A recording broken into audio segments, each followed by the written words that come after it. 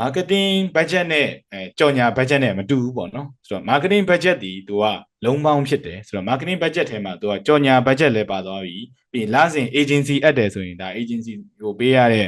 expense လည်းပါသွားပြီပေါ့နော်ပြီးရင်ကျွန်တော်တို့လစဉ်ကျွန်တော်တို့ marketing အတွက်သုံးတဲ့ software တွေရှိတယ်ပေါ့နော်ဥပမာ Gmail သုံးတာတို့ website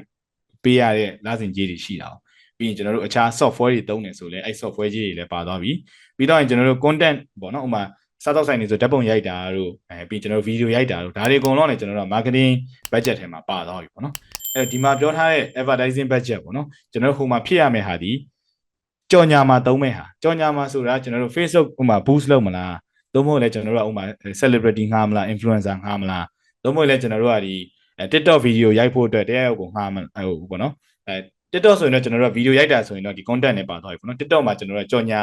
RAM မလားပေါ့အခုလောလောဆယ်တော့ TikTok မှာတော့ကြော်ညာတိုက်ရိုက် run လို့တော့မရသေးဘူးเนาะဆိုတော့နောက်ပိုင်းရခဲ့သည်ရှိတော့ဒါ TikTok မှာ boost လုပ်မယ်ဆိုရင်လည်းTikTok မှာ boost လုပ်မယ် budget ဆိုတော့အလွယ်မှတ်လိုက်မယ်ဆိုတော့ဒါ boost ဘယ်လောက်ပိုသုံးပါလဲပေါ့နော် ads ကိုဘယ်လောက်ပိုကျွန်တော်တို့ budget သုံးပါလဲဆိုတဲ့ဟာဒီ advertising budget ဖြစ်သွားမယ်